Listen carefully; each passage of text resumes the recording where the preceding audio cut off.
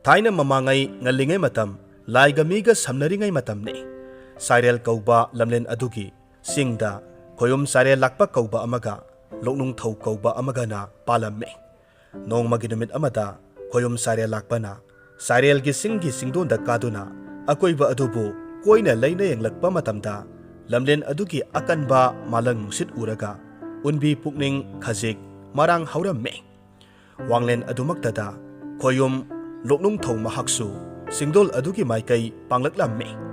matau Sairel lakpana hanana leiramlaba aduda maithong khajik maksinna hairaklamme aha itaw ibungo Sairel lakpana hanana leibiramledana makoi anidu khoyum oirabasu amana sama pangal kanbani aduga loknung thauti sama pangal mayeng tabana loksing saubani lamlen aduda khoyum anidu punna panminnaba haibadu animakki apamba natte aduna tanja achengbada amana amabu mafam adudagi thadoktuna satkinaba yamna pamnaramme adumakbu wahaina hek hairubadi yadabana matau sanaduna khanglibani loknung thongna makha tarakhe ita aikhoi anine lamda masibu haina humna palakpa asida khunthak mara tapna khunkha marang hauna pale haibabu lamlen asi iwa inindi khajik kanbadongna tawido karamba maikaida olaga midyeng samkhairaga iwa inin kandaba lamlen bu leibara haina yenge khanna singdol asi karaklibani yamna phaine adudi itaw aikhoi ani punna hekta kadom maikaidana phagani haibado midyeng tarasi asumna hainaduna makhoi ani maikai onduna yenglakpa matamda yamna lapna ithat mayaida tumpak tabadongna lairiba singdum masa pareng lairibadu hek ubata makhoi animak thamoida phawramme is kari lamlenbu oiriba onthokna pukning huna ningthi jakhreda tumpak tariba chingsang asida haina humna panbabu phanglabadi unbi pukning asi ingkhanida asumna khanaraduna makhoi animak yawa haidu sab manana hek kangthoknaраklamme makhoi anidu sab manana khoidaramba aduda madumakti yaroi haina yenaba haurakhi sumnata singa yena jabaki wani pangal sangingnabadi yaba matang natte loknung thau wakhal ama tawduna yenabadu lepdasi hiyang tanaduna hana thungba misak aduna lamlen adubu panba oirasi haina haudorakhi asumna hiyang hirel tongduna hidanasi haina hainaraba matungda lamlen kadaidaki hithagani kanana hithaba ohinsike haina asum khanarakpada lamlen arong haibudutagi lamtharaga khordak maril phauduna hongatlasi haina yanaramme lamthaba aduna khoyum ariba khana sauba wangburel laining thok sanamahi amadi pakhangba ipa makhoi ahumna ohelasi haina yanaramme asum tongna yanarabada khoyum anidu Sairel singjau kaduna tala pamel wangthoiba haubra haina yenglamme singu Sairel lakpadi sama pangalba oibana khwaidagi sauba wangthoiba uningthau singjang thana yanba haurakhi madu uraga singu lokning thauti wadi haidana wakhalda asumna khalle sama panganba haibase onthokna nungaijararamganida apamba pasak khudingmak pangal mana kalabata migi mateng yaudana mana tongning ba khudingmak tawriba kayada nungairibano asumna khana mahaksu atopa tala pamel wangthoiba Sairel pambi ama yalamme adum tawna khoyum anidu tala wangthoiba amamam yalaba matungda wagai hi saba hauraklamme wagai hi saba loirabada numit thaban aphaba amada hiyang hirel tanabagi numit lepna khre numit adu yorabada yuthak ahanbada khoyum anidu magi wagai hi tongnaduna arong turelgi masinda lamthapham aduda thunglaramme matam aduda lamthagadaba khoyum ahum adusu hanana makhoi ahumbu ngaiduna leiramme makhoi anina matam sana laklaba aduda khoyum laining thau sanamahina tapna hairakhi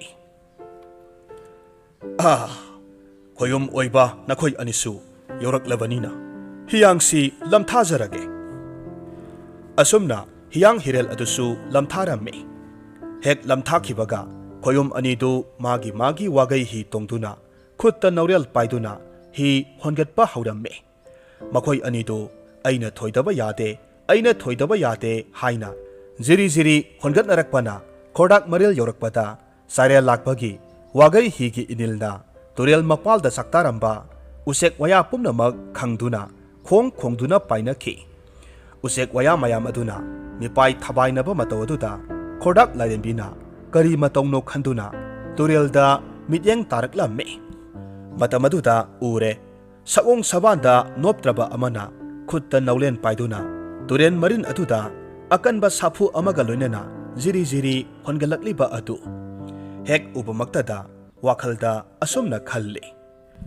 खोयुम मतिक लैबा महाकपु उवदा पाइमा थमोइसे खैना निइ हैरांग साखिसि लैरांग सिनखिसि हाइना पाउमिनरगेदा लाइरेंबिदु पाइ मनुंगदा असुमना खंदुना खुनिंग मोदोन लैना Kong खोंजेल खजिक सेमदुना हाइरम्मे हो वांगलेन करी लमदगिबु ओरिगबनो सकहेनबा तंबो ओइबा करी लमदबु होनबनो मिटकुप अमतंग पोथाबा यारबदी ननाव ओइबी अइगा हैरांग साखिसि लैरांग सिनखिसि हाइबबु पाइ मनुंगदा करी खनबीबगे लाइरेंबी अदुगी खोंजेल ताबदा चिंगु खोयुम सारे लाकपना खोंजेल हौरपना हाइरम्मे ngasi nongdi hairang sindamba lairang sindamba ngamloidawri turel tutupsi lalaga iwa inil phangdaba lamlen adu yaunanaba itaw lunung thoga hidanabani marak asida panhaidre asikhak hairamlaga mahak magi thokpa wagai hidu hongatuna adumak satkhre ngaihaki matungda amuk khoyum lunung thau magi hidu hongalaklaga amuk lakpa uvada lairembi aduna खोयुम महापुसु हैरांग साखिसि लैरांग सिनखिसि हाइना खामजरम्मे अदुबु महाक्सु मतावगा हियांग तानरकपनि मरक्ता पंथदुना लैरबदि मतावना सोइदना हानख्रगनि थुना हिदु होनगत्तबा यादे हाइदुना हन्ना फावबा येंगदना अदुमक सत्ख्रे असुमना लमलेन अदु लांथोरकलबदा नोंमाइखोंग हारिबा लमलेनदु अमुक you're लमलेन अदुसु यौरकबदा साइरे लाकपना महाकी ही अदु जिरी जिरी होनगलकपगी साहुमदा उसेक वया पुमनमक खंगप्रेक खंगदुना फ्रंग फ्रंग पाइखिरम्मे मदुदा लमलेन अदुबु कोलिबा लाइरेंबी हियांग थांग करी तौबा यौरबनो खंदुना मित्येंग छामथरकपा मतमददी उरे खोयुम अदुना ही अदु जिरी जिरी होनगलकलिबा अदु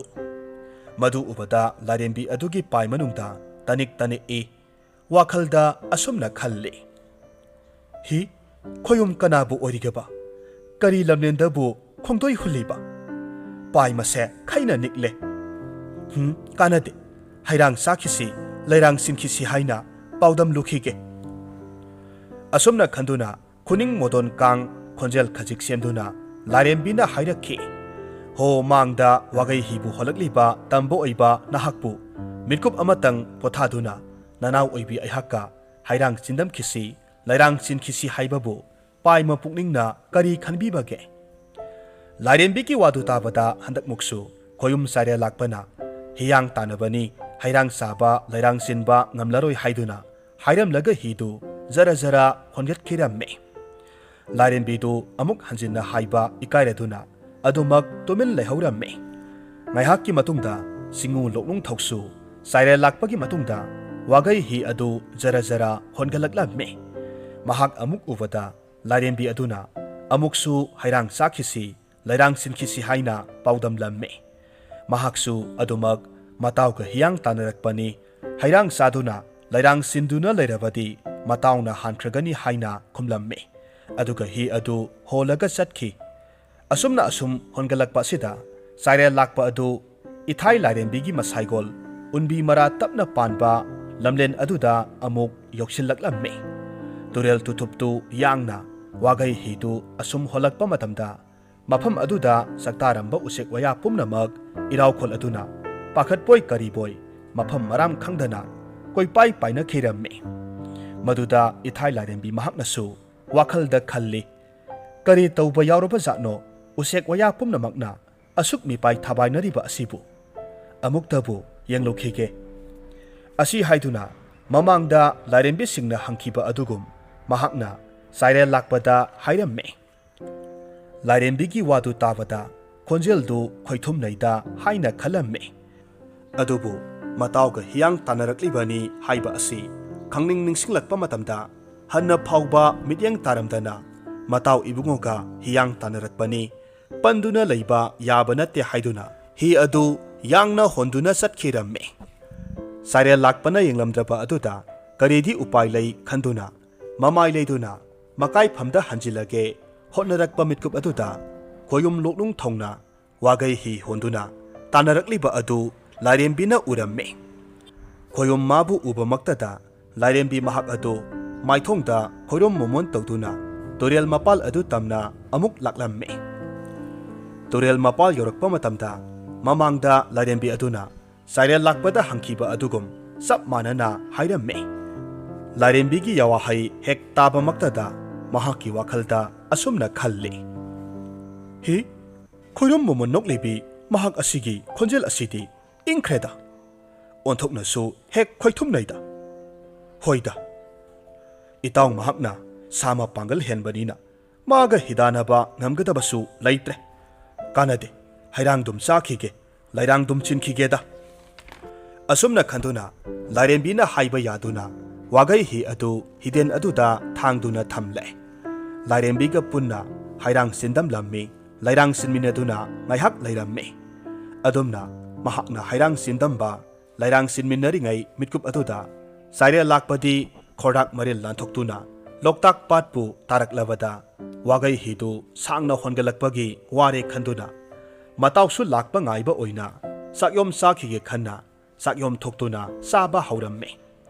ꯆꯥꯕ ꯂꯣꯏꯁꯤꯜꯂꯛꯂꯕꯗ ꯏꯁꯤꯡ ꯊꯛꯇꯨꯅ ꯃꯈꯨꯠ ꯃꯁꯥ ꯍꯥꯝꯗꯣꯛꯄꯗ ꯃꯌꯨꯝ ꯀꯦꯒꯦ ꯂꯝꯗꯝꯗꯒꯤ ꯄꯨꯔꯛꯄ ꯈꯨꯖꯥꯏ ꯑꯗꯨꯕꯨ ꯂꯣꯛꯇꯥꯛ ꯄꯥꯠꯇ ꯇꯥꯁꯤꯟꯈꯤꯔꯝꯃꯤ ꯑꯗꯨ ꯅꯣꯡꯗꯒꯤ ꯂꯝꯗꯝ ꯑꯗꯨꯕꯨ ꯈꯨꯖꯥꯏꯔꯣꯛ ꯍꯥꯏꯔꯒ ꯈꯪꯅꯈꯤꯔꯝꯃꯤ ꯆꯥꯛꯌꯣꯝꯁꯨ ꯆꯥꯕ ꯂꯣꯏꯔꯕ ꯐꯥꯎꯕꯗ ꯃꯇꯥꯎ ꯑꯗꯨꯗꯤ ꯂꯥꯛꯇ꯭ꯔꯕ ꯑꯗꯨꯗ ꯃꯇꯨꯡꯗ ꯏꯟꯅꯖꯔꯛꯂꯒꯅꯤ ꯈꯟꯗꯨꯅ ꯃꯍꯥꯛ ꯈꯨꯠꯇ ꯅꯧꯂꯦꯟ ꯄꯥꯏꯗꯨꯅ ꯍꯤ ꯍꯣꯟꯗꯨꯅ ꯑꯗꯨꯃꯛ ꯆꯠꯈꯤꯔꯝꯃꯤ ꯑꯁꯣꯝꯗꯅ ꯀꯝꯗꯧꯔꯤ ꯍꯩꯔꯥꯡ ꯆꯤꯟꯗꯝꯕ ꯂꯣꯏꯔꯕꯗ ꯂꯣꯛꯅꯨꯡ ꯊꯧ ꯑꯗꯨ ꯍꯤ ꯑꯃꯨꯛ ꯍꯣꯜꯂꯒꯦ ꯈꯟꯗꯨꯅ ꯍꯣꯟꯒꯠꯂꯛꯄ ꯃꯤꯠꯀꯨꯞ ꯑꯗꯨꯗ ꯏꯊꯥꯏ ꯂꯥꯏꯔꯦꯝꯕꯤꯅ ꯏꯪꯅ ꯇꯞꯅ ꯍꯥꯏꯔꯝꯃꯤ ꯏꯕꯨꯡꯉꯣꯕꯨ ꯇꯝꯕ ꯑꯣꯏꯕ ꯁꯥ ꯃꯄꯥꯡꯒꯟꯕ ꯑꯗꯨꯒ ꯍꯤꯌꯥꯡ ꯍꯤꯗꯥꯅꯕ ꯍꯥꯏꯕꯗꯨ ꯑꯣꯏꯔꯤꯕ꯭ꯔꯥ ꯂꯣꯛꯅꯨꯡ ꯊꯧꯅ ꯈꯨꯝꯃꯤ ꯑꯩꯒꯤ ꯏꯇꯥꯎꯅ ꯁꯥ ꯃꯄꯥꯡꯒꯜꯕ ꯍꯦꯟꯈꯤꯕꯅ ꯍꯤ ꯑꯗꯨ ꯃꯥꯡ ꯊꯥꯗꯨꯅ ꯍꯣꯟꯈꯤꯕꯅꯤ ꯍꯥꯏꯔꯛꯂꯝꯃꯤ ꯃꯍꯥꯛꯅ ꯄꯥꯡꯒꯜ ꯋꯥꯠꯂꯤ ꯈꯟꯗꯨꯅ ꯅꯨꯡꯉꯥꯏꯇꯅ ꯅꯨꯡꯁꯨꯛ ꯅꯨꯡꯖꯥꯅꯕ ꯃꯇꯧ ꯑꯗꯨ ꯎꯔꯒ ꯂꯥꯏꯔꯦꯝꯕꯤ ꯑꯗꯨꯅ ꯃꯍꯥꯛꯀꯤ ꯁꯥꯃ ꯃꯇꯦꯡ ꯄꯥꯡꯕꯤꯔꯒꯦ ꯍꯥꯏꯅ ꯈꯜꯂꯛꯂꯝꯃꯤ ꯑꯗꯨꯅ ꯂꯥꯏꯔꯦꯝꯕꯤꯅ ꯍꯥꯏꯔꯝꯃꯤ ꯏꯕꯨꯡꯉꯣ ꯑꯗꯨꯒꯤꯗꯃꯛꯇ ꯑꯣꯏꯔꯒꯗꯤ ꯄꯥꯏꯃ ꯄꯨꯛꯅꯤꯡ ꯅꯨꯡꯅꯥꯡꯕꯤꯒꯅꯨ ꯅꯅꯥꯎ ꯑꯣꯏꯕꯤ ꯑꯩꯍꯥꯛꯅ ꯏꯕꯨꯡꯉꯣꯒꯤ ꯃꯇꯦꯡ ꯁꯣꯏꯗꯅꯃꯛ ꯄꯥꯡꯖꯒꯦ ꯂꯥꯏꯔꯦꯝꯕꯤꯒꯤ ꯌꯥꯋꯥꯍꯩ ꯇꯥꯕꯗ ꯂꯣꯛꯅꯨꯡꯊꯧ ꯉꯛꯅ ꯀꯔꯝꯅ ꯃꯍꯥꯛꯀꯤ ꯃꯇꯦꯡ ꯄꯥꯡꯒꯗꯧꯔꯤꯕꯅꯣ ꯍꯥꯏꯗꯨꯅ ꯍꯪꯂꯝꯃꯤ ꯃꯗꯨ ꯇꯥꯕꯗ ꯂꯥꯏꯔꯦꯝꯕꯤꯅ ꯇꯨꯔꯦꯜ ꯇꯨꯊꯨꯞ ꯑꯗꯨꯗꯒꯤ ꯃꯈꯣꯏꯅ ꯆꯠꯂꯤꯕ ꯂꯝꯂꯦꯟ ꯑꯗꯨ ꯇꯥꯕ ꯑꯁꯝꯕ ꯃꯔꯤꯜ ꯑꯃ ꯂꯩ ꯃꯗꯨꯗ ꯍꯤꯗꯨ ꯍꯣꯟꯒꯠꯂꯕꯗꯤ ꯁꯣꯏꯗꯅ ꯃꯍꯥꯛꯅ ꯍꯤꯌꯥꯡ ꯑꯗꯨ ꯊꯣꯏꯕ ꯉꯝꯒꯅꯤ ꯍꯥꯏꯅ ꯍꯥꯏꯔꯝꯃꯤ ꯃꯗꯨꯗ ꯂꯣꯛꯅꯨꯡꯊꯧꯅ ꯊꯥꯖꯗꯅ ꯃꯇꯥꯎ ꯁꯥꯏꯔꯦꯜ ꯂꯥꯛꯄꯗꯤ ꯄꯥꯡꯒꯟꯕꯅꯤ ꯃꯈꯣꯏꯅ ꯌꯧꯒꯦ ꯍꯥꯏꯔꯤꯕ ꯂꯝꯂꯦꯟ ꯑꯗꯨ ꯁꯣꯏꯗꯅ ꯌꯧꯔꯝꯂꯒꯅꯤ ꯍꯥꯏꯔꯝꯃꯤ ꯃꯍꯥꯛꯀꯤ ꯋꯥꯈꯜ ꯍꯟꯊꯕ ꯃꯇꯧ ꯑꯗꯨ ꯎꯔꯒ ꯂꯥꯏꯔꯦꯝꯕꯤ ꯑꯗꯨꯅ ꯄꯨꯛꯅꯤꯡ ꯊꯧꯒꯠꯄꯤꯗꯨꯅ ꯑꯁꯝꯕ ꯂꯝꯕꯤ ꯑꯗꯨꯗ ꯆꯠꯂꯕꯗꯤ ꯃꯇꯥꯎꯅ ꯍꯤ ꯊꯥꯡꯗ꯭ꯔꯤꯉꯩꯗ ꯁꯣꯏꯗꯅ ꯈꯣꯏꯌꯨꯝ ꯃꯍꯥꯛꯅ ꯍꯤ ꯊꯥꯡꯕ ꯍꯥꯟꯒꯅꯤ ꯍꯥꯏꯅ ꯍꯥꯏꯔꯝꯃꯤ ꯂꯣꯛꯅꯨꯡꯊꯧ ꯍꯤ ꯍꯣꯟꯗꯨꯅ ꯑꯁꯝꯕ ꯂꯝꯕꯤ ꯑꯗꯣꯝꯗ ꯆꯠꯂꯒꯦ ꯇꯧꯔꯛꯄ ꯃꯇꯝꯗ ꯂꯣꯛꯅꯨꯡꯊꯧꯕꯨ ꯂꯥꯏꯔꯦꯝꯕꯤ ꯑꯗꯨꯅ ꯈꯥꯝꯂꯝꯃꯤ ꯏꯕꯨꯡꯉꯣꯅ ꯀꯔꯤꯒꯨꯝꯕ ꯍꯤꯌꯥꯡ ꯊꯣꯏꯗꯨꯅ ꯂꯝꯂꯦꯟ ꯑꯗꯨꯗ ꯄꯥꯟꯕ ꯇꯥꯔꯕꯗꯤ ꯅꯅꯥꯎ ꯑꯣꯏꯕꯤ ꯑꯩꯕꯨꯁꯨ ꯀꯥꯎꯕꯤꯒꯅꯨꯀꯣ ꯂꯥꯏꯔꯦꯝꯕꯤꯒꯤ ꯌꯥꯋꯥꯍꯩ ꯇꯥꯕꯗ ꯂꯣꯛꯅꯨꯡꯊꯧ ꯀꯔꯤꯒꯨꯝꯕ ꯍꯤꯌꯥꯡ ꯊꯣꯏꯕ ꯉꯝꯂꯕꯗꯤ ꯂꯥꯏꯔꯦꯝꯕꯤ ꯃꯍꯥꯛꯄꯨ ꯊꯥꯒꯠꯄ ꯑꯣꯏꯅ ꯃꯥꯕꯨ ꯁꯣꯏꯗꯅ ꯂꯧꯕ ꯂꯥꯛꯀꯦ ꯍꯥꯏꯗꯨꯅ ꯁꯔꯤ ꯋꯥꯁꯛꯅꯔꯝꯂꯒ ꯍꯤ ꯑꯗꯨ ꯑꯁꯝꯕ ꯂꯝꯕꯤ ꯑꯗꯣꯝꯗ ꯍꯣꯟꯒꯠꯈꯤꯔꯝꯃꯤ ꯑꯁꯣꯝꯗꯅ ꯀꯝꯗꯧꯔꯤ ꯁꯥꯏꯔꯦꯜ ꯂꯥꯛꯄ ꯂꯣꯛꯇꯥꯛ ꯄꯥꯠꯀꯤ ꯑꯁꯥꯡꯕ ꯍꯤꯔꯝ ꯑꯗꯨ ꯍꯣꯟꯒꯠꯂꯤ ꯑꯗꯨꯕꯨ ꯑꯁꯣꯝꯗ ꯆꯤꯡꯉꯨ ꯂꯣꯛꯅꯨꯡꯊꯧꯗꯤ ꯑꯁꯝꯕ ꯂꯝꯕꯤ ꯍꯣꯟꯒꯠꯂꯛꯄꯅ ꯆꯤꯡꯁꯥꯡ ꯃꯃꯥꯡ ꯌꯧꯁꯤꯜꯂꯛꯂꯦ ꯃꯇꯝ ꯑꯗꯨꯗ ꯂꯣꯛꯇꯥꯛ ꯄꯥꯠꯀꯤ ꯂꯥꯏꯔꯦꯝꯕꯤꯅ ꯂꯧꯅꯝ ꯇꯧꯗꯨꯅ ꯑꯁꯝꯕ ꯂꯝꯕꯤꯗ ꯂꯥꯛꯂꯤꯕ ꯃꯍꯥꯛ ꯑꯗꯨꯕꯨ lambi thatrabadi soidana tunglam chat phawada launam namthakna angamba saklani khanduna in chingbi amagi saklon lawduna in thaduna adumak thamlamme asumna indu thatharaba aduda hi adu lalaga honba yatrabada loknung thaudu tawpham khangdana ngaihak tingak maingak nana leptuna leiramme adubu phana koina ngairaba phawada in adu haigalaktraba aduda namu taibangmi natre khoyum laini haibasi khanglabada mahakna yamna nonjana hairaklamme he palem sakpi ima nasagi lambi asitadi thabiro nasa asi itaw amaga hidanarakpani itaw adudi panganbani mahakna hankiba soireroi aigi lambi asitadi thabirogaba asumna khubak sangjau tara lonaduna haijaraklaba asida loktak lairembi imasu khangduna leiba ngamdre indu haigatuna lambi thakirammi lambi to hek thabaga mahaksu hi yangna honduna mahaki panthungpham yaunanaba satkirammi hi du holaga asum lakpa asida kaina thangdadi singkhong amada hi adu thanglamme mataw sare lakpana hanana hi adu thanglam lagadra khanna akoiba aduda koyeng yengi adubu matawdi leiba udraba aduda wai sangbagi sor ama hondok saramme hi thangliba mafam adubu turel tutup lana sangna laklaga thangki haiduna salam haina tholamme asum tawna hi do hana thangi haina khangnakhiba mafam adugi singdol adu kakhatlaga wamai thaduna maikhu khuramme asomdana mataw laktre khanduna hi honduna lakhiba saire lakpa mahakti wamai hauduna maikhu khubadu ubada ngakna haijaramme hi khoyum kanabu origaba maikhu hauriba asibu itaw loknung thaunabu oribra adubu mahakti aige tungda lakhawani phana sangna lakleba asi phawba lakpa udraga mataw karamna asumna wakhalda singnaba amaga loinana wagai hidu yangna asum hongalaklamme aduga hidu thanglamme kudakta hi adudagi phat kumthaduna wamai hauduna lariba mafam adom tamna khonglei thuna laklamme matamaduda mataw loknung thau hana hi thanglaga leramba aduda ngakbana loikre adubu mahaki tungda lakhaupa mahakna hidu thangduna leramdabanina launam tawre haibasi mahakna khangbadagi karigi launam tawribano haiduna yetnaba haurakhi matamaduda loknung thongna lambi amatada satkadabani atopa lambida satpa yade haina niyom amata hana haina khiba laite haina hairedo mataw asumna makhoi anidu sumna yetnarambadagi hendoktana sainarakadawre matamaduda thanggarakna songthoraktuna magi makai phamda laklaga karigi yetnabano saunaba yade yetnaba yade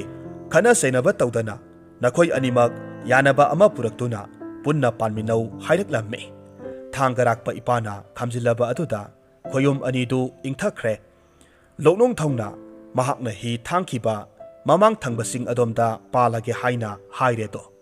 mahakna mamang thangbasing aduda leirake hairaklabada saire lakpana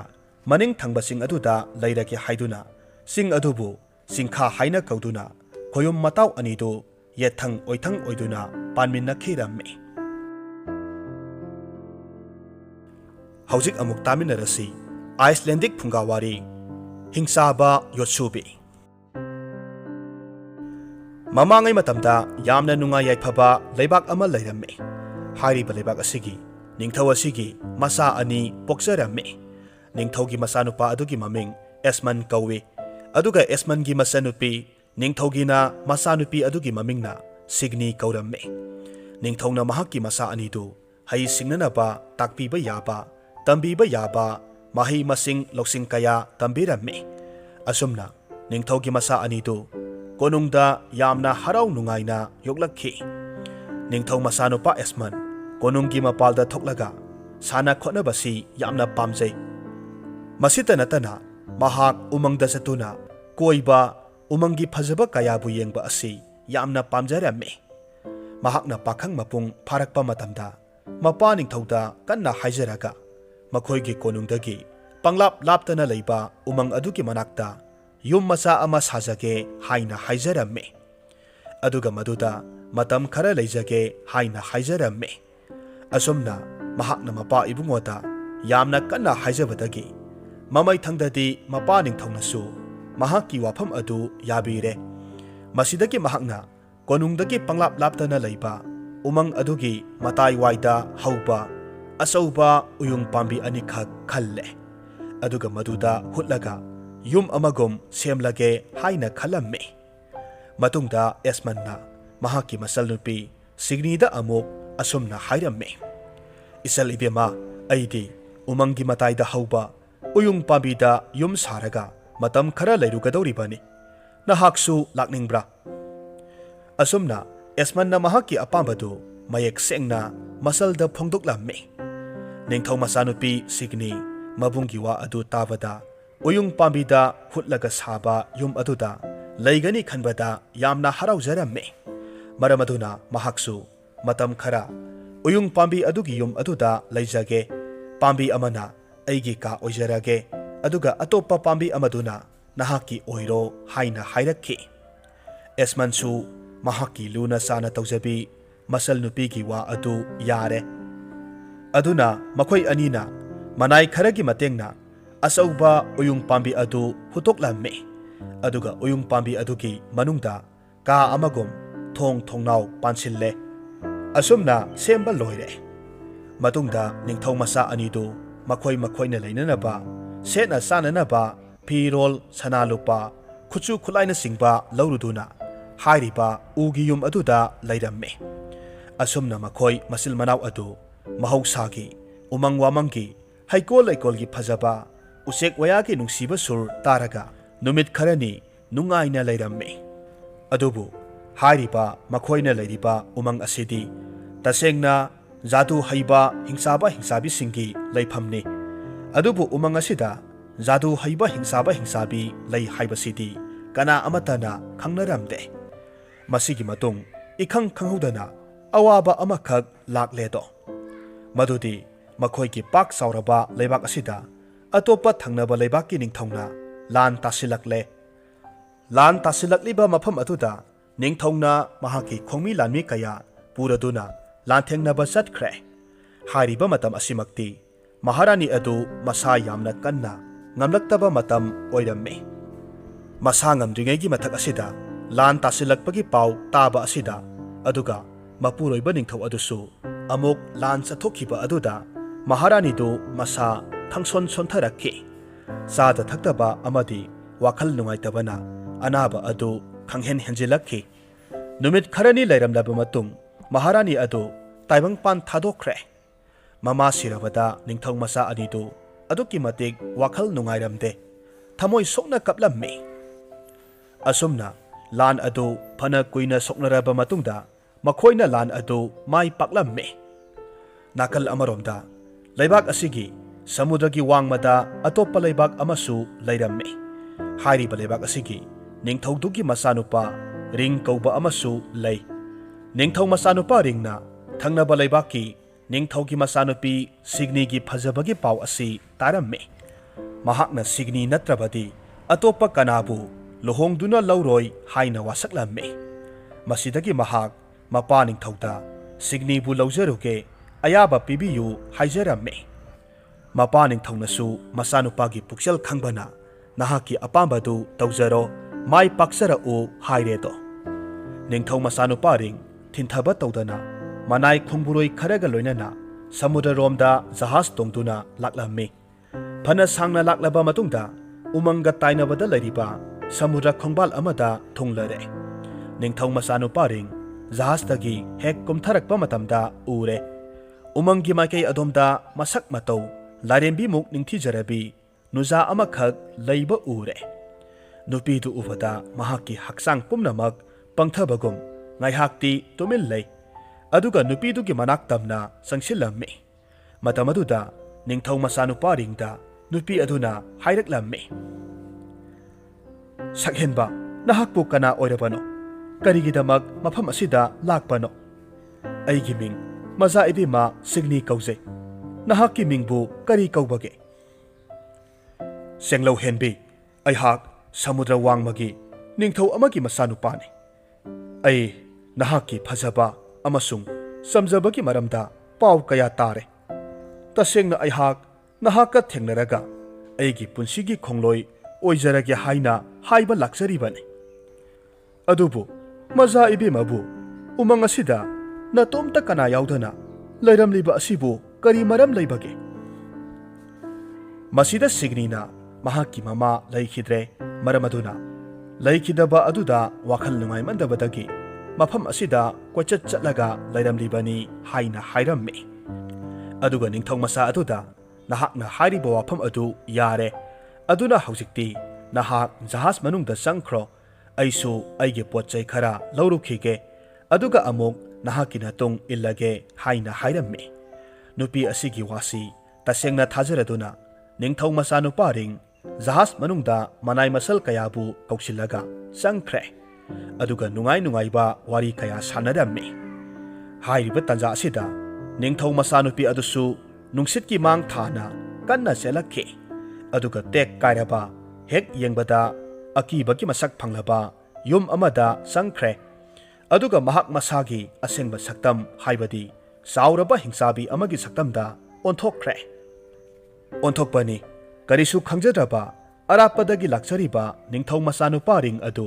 हिंसाबीगी लौनम लांग अदुदा थुरेदो हिंसाबी अदुना निंगथौ मसा नुपी अदु उयुंग पाम्बी अमदा मयुम ओइदुना लैख्रे हाइबसी महाकनसु खंगलम्मे मरमदुना मजा इबेमदु उयुंग पाम्बीसी यामना पामी खनबना मनाक अदुवाइदा हौबा असौबा उयुंग पाम्बी अनिखक फुकलगा थांगदुना पुरकलम्मे अदुगा मदु समुद्र मपानदा थम्मी मतम असिदा हिंसाबी अदुसु निंगथौ मसानुपीगी सक्तमदा अमुक ओंथोरक्तुना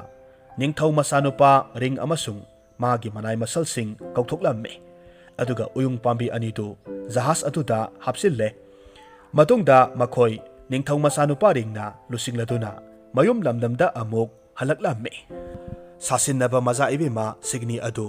कोनुंगदा निंगथौ अमदी लैमरेंबीना हराउ तयामना ओकलम्मे अदुगा महाकपु तोंगाना हाइकोल अमगी मयादा लैबा दलान अमदा नुंगाइना थंबीरे लोइनना महाकना पुरकपा उयुंग पाम्बी अनिदुसु महाकी दलानगी मनाक अदुदा युंगसिल्लगा हौहल्ले Ningthou मसारिंगना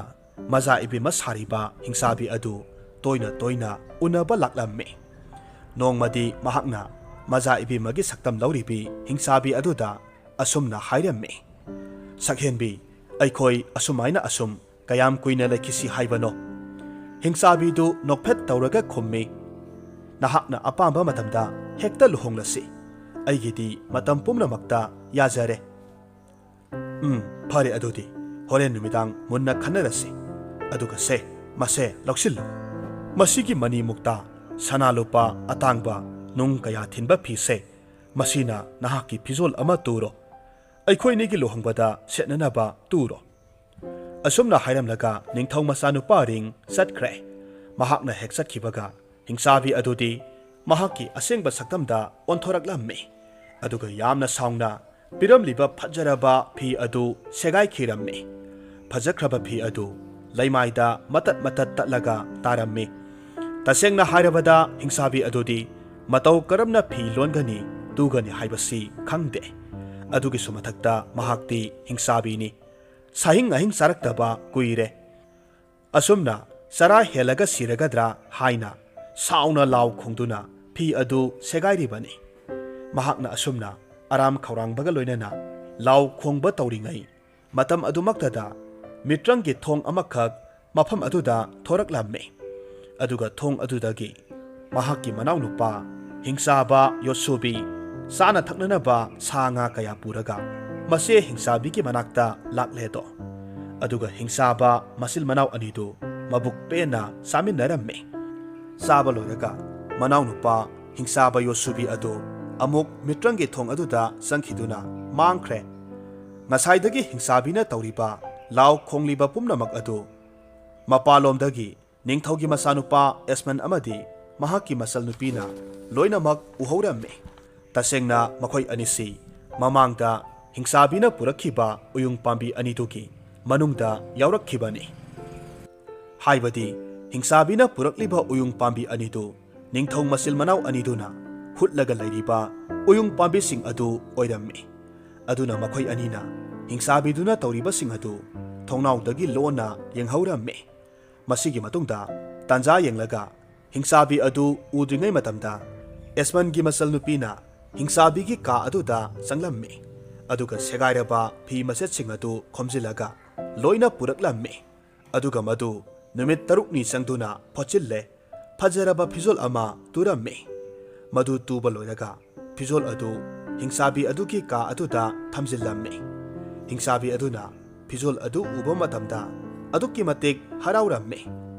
matungda Rajkumar ring hingsabi adu unaba lakhi mahakna lakpa matamda fajaraba phizol ama lairambadu ubada mahak asukki matik harauраmme aduga nahak asi tasengna khutsa yamna hai haiduna thagatlamme asumna ngaihak wari sanaraba matungda Rajkumar ring satkhre mahak hek chatkibaga hingsabi adu masagi asengba saktamda onthoraktuna law khongba hauраklamme mitkup kharagi matungda hingsabi aduki manaw nupa YOTSUBI thoraklamme pumnamak asi ningthau masanupa esmanna magi uyung pambi adudagi loina uramme handakti mahak tuminna yengduna leiba ngamdre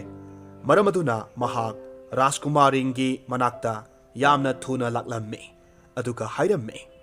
Rajkumar yengbiyu adomgi Rajkumari gi kada thokhauriba angakpa thodok adu amukta yengbiyu Rajkumar adu ningthau masanupa esman ga loinana uyung pambi adudagi lona hingsabi adu yenglamme hingsabi aduna magi manaw nupa YOTSUBI hingchaba aduda asomna hairamme inaw YOTSUBI ai ikui kuidana Rajkumar ga lohonglagani adudagidi aina konung asida lairiba miyoi pumnamak hatlaga sagadoribani aita natana aigi mari mata pumnamak loina kauraga mafam asida punna laigadoribani aduga taibang mising asi mathang sagadoribani asomna hingsabi anina sanariba wari adu hek tabaga sauraba Rajkumar ringna manai sing kauramme aduga hingsabi aduna lairiba ka adu khudak adumaktada mai thadoklamme mai aduna yum adu tumna sakhi hingsabi anidusu maina sakthektuna hatkre masigi matungda ningthau masanupa esmanna makhoi masil manaw anina mafam asida karamna yorakhibano haiba adu mayek sengna tamlamme matamaduda Rajkumar ringna maza ibe masignibu tasengna uba phangle sakta suda awatpa amata laitrabi phajabagi mabema signi ubada Rajkumar ring pungaw ngawkhre Rajkumar ringna maza ibe masignida makhoi ani lohonglasi haina haijaramme signi nasu wafam adu yare amaromda ningthau masanupa esman nasu Rajkumar ringgi masal nupi adu nijaramme matawasum tauna lohongbaki matam leptuna sab manaba numitta Rajkumar anidugi lohongbagi thoram adu pangthokki masigi matungda ningthau masanupa esman mahaki loina biga loinana maramda amuk halaktuna nunga yaifana pankeramme wari asi nungai biragadi like tawbiramo comment tawbiramo aduga channel asida nongna sangbirakpa oiragadi channel asibu subscribe tawbiramo